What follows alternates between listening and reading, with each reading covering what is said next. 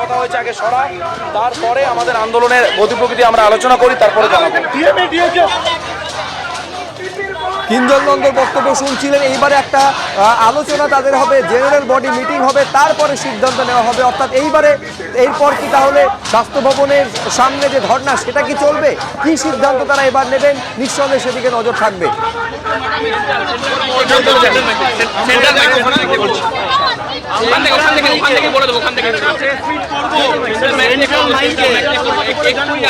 আপনার ওখানে চলে আসুন, central mic please, central mic জানাবো, আমরা জানাবো, সেন্ট্রাল মাইক জানাবো, আমরা এক্ষুনি জানাবো, ওখান থেকে আমরা জানাবো। আমরা সাংবাদিক সম্মেলন করবো, এক্ষুনি করবো, সেন্ট্রাল মাইকে আসুন আপনারা।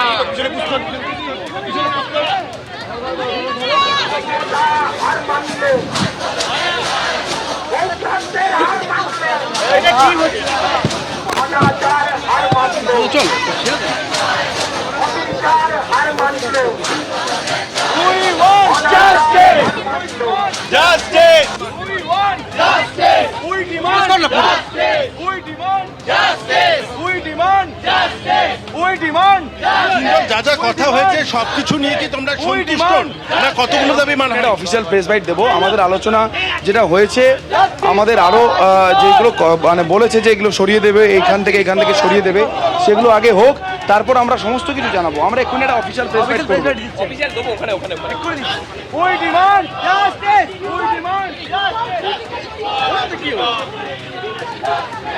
দাবি মানা হয়েছে, কয়েকটি দাবি মানাও হয়নি। এছাড়াও আর যে বাকি দাবিগুলো ছিল সেগুলো নিয়ে কিছুতে ডিসএগ্রিমেন্ট ছিল, কিছুতে এগ্রিমেন্ট ছিল।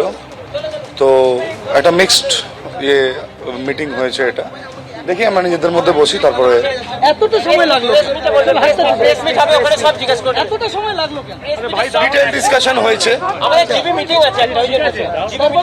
পরবর্তী পদক্ষেপ আপনাদের আমরা মিটিং করে ডিসাইড করে জানাবো।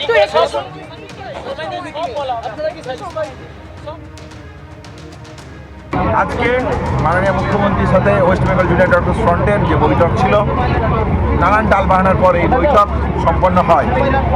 আমরা এই বৈঠকে ওয়েস্ট বেঙ্গল জুনিয়র ডক্টরস ফ্রন্টের রিপ্রেজেন্টেটিভ ছিলাম। এই জায়গা থেকে মাননীয় মুখ্যমন্ত্রী কিছু সুনির্দিষ্ট প্রশ্ন আমাদের কাছে রাখেন। 5 দফা দাবি নিয়ে আমরা ডিটেলস, আমাদের যে দাবি, কেন আমরা এই দাবি করছি সেই দাবি নিয়ে বিস্তারিত আলোচনা করি। আমাদের দাবি কেন ন্যায়সঙ্গত সেই জায়গাগুলো আমরা পরিষ্কারভাবে রাখার পর তিনি মনে করেন ডিএমই, ডিএসএইচ এবং সিপি স্যারকে তিনি ট্রান্সফার করবেন। আমরা মনে করি তিনি যে এই মৌখিক প্রতিশ্রুতি দিয়েছেন, মিনিটসের মাধ্যমে যে প্রতিশ্রুতি দিয়েছেন, এই প্রতিশ্রুতি যদি বাস্তবায়িত হয় তাহলে আমরা হয়তো বলতে পারি আলোচনা কিছুটা সদার্থক। তারপরেও বলতে চাই সেটা হচ্ছে প্রিন্সিপাল সেক্রেটারি আমাদের যে জায়গা ছিল, যে তার বিরুদ্ধে অ্যাকশন নিতে হবে, ট্রান্সফারের জায়গা করতে হবে, এবং ডিসি সেন্ট্রালের যে পয়েন্ট ছিল আমাদের, সেই জায়গাটাতে এখনও কোনো ফলপ্রসূ সম্পন্ন আলোচনা আমরা পাইনি, ফলপ্রসূ আশা আমরা পাইনি। রিগার্ডিং সেফটি সিকিউরিটি এবং বিভিন্ন কলেজে আরডি এবং স্টুডেন্ট ইউনিয়ন তৈরি করার যে প্রসঙ্গ, এই প্রসঙ্গ নিয়েও আমরা আলোচনা করি। উনি একটা ন্যাশনাল টাস্ক ফোর্স গঠনের কথা বলেন, চিফ সেক্রেটারিকে হেড করে। আমরা তাদের ডিসএগ্রি করলেও আমরা বলেছি এই নিয়ে আমরা আলোচনায় বসতে রাজি, যদি আমাদের সেফটি সিকিউরিটি মেজার সম্পর্কে যাবতীয় যা পদক্ষেপ, সেই পদক্ষেপ নিয়ে আমরা ডিটেলস ডিসকাশনে রাজি আছি। এই অবধি আজকের আলোচনা হয়েছে। বাকি ধর্ণামঞ্চ থেকে আমরা ডিটেলস ডিসকাশন আমরা করব। হ্যাঁ, কিন্তু এই পাশাপাশি এই কথাটা বলে রাখতে চাই, আমাদের আন্দোলন স্বাস্থ্য ভবনের সামনে যেরকম আমাদের অবস্থান বিক্ষোভ চলছে এবং আমরা যে কর্মবিরতিতে আছি, আমরা আমাদের কলেজের সমস্ত ছাত্রছাত্রীরা, নার্সিং, মেডিকেল বন্ধুরা যারা এই আন্দোলনের সাথে সরাসরিভাবে যুক্ত, তাদের সাথে সম্পূর্ণরূপে আলোচনা করার পর আন্দোলনের এবং আমাদের কর্মবিরতির গতি প্রকৃতি সম্পর্কে সুনির্দিষ্ট সিদ্ধান্ত নেব। এটাও আমরা মাননীয় মুখ্যমন্ত্রীকে জানিয়েছি। আজকে যে বৈঠকের জন্য যাওয়ার কথা ছিল, প্রথম থেকেই আমরা বলেছিলাম যে দ্বিপাক্ষিক একটা মিনিটস নিয়ে একটা আলোচনা হবে। আমরা গিয়েছিলাম সেখানে, আজকে দীর্ঘক্ষণ একটা আলোচনা হয় এবং সত্যি কথা বলতে কিছু অংশে আমাদের যে বিশাল আন্দোলন আমাদের যে জুনিয়র ডাক্তারদের আন্দোলন এবং তার পেছনে মানুষের সমর্থন, সেটা আমরা মুখ্যমন্ত্রীর কাছে পৌঁছাতে পেরেছি। এবং সেই জায়গায় দাঁড়িয়ে তিনি প্রাথমিকভাবে কলকাতা পুলিশ কমিশনার বিনীত গোয়েলকে সরিয়ে দেওয়ার একটা আশ্বাস তিনি দিয়েছেন। এবং স্বাস্থ্য ভবনের ক্ষেত্রে যে দাবিগুলো আমরা রেখেছিলাম, ডিএমই এবং ডিএইচএস, তাদেরও একটা সরিয়ে দেওয়ার একটা আশ্বাস আমরা পেয়েছি। কিন্তু এই যে প্রত্যক্ষ এবং পরোক্ষ তথ্য প্রমাণ লোপাট এবং দুর্নীতি হোক এবং এই থ্রেট হোক, সিন্ডিকেট হোক, তার যাদের একটা প্রশ্রয় হয়েছে সেই প্রিন্সিপাল হেলথ সেক্রেটারি, সে বিষয়ে কোনো সিদ্ধান্ত তিনি নিতে পারেননি।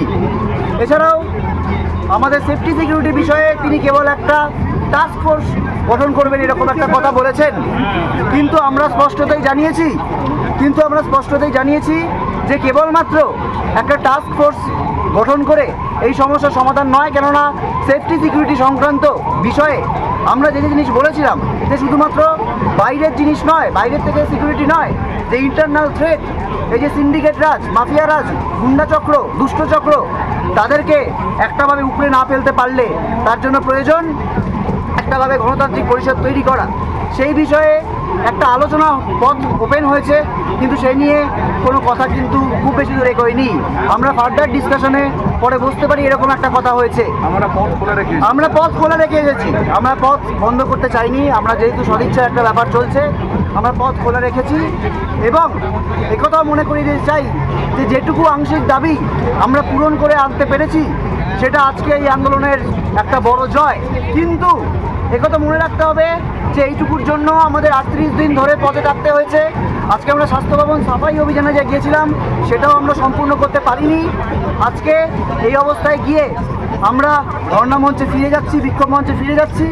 সেখানে গিয়ে সমস্ত কলেজের যে জুনিয়র ডাক্তার, যারা আন্দোলনরত জুনিয়র ডাক্তার এবং যারা সাধারণ মানুষ আমাদের পাশে রয়েছেন, তাদের সাথে একটা আলোচনা করে তারপর আমরা, এবং অবশ্যই আমাদের নজর থাকবে আগামীকালে সুপ্রিম কোর্টের শুনানির ওপর।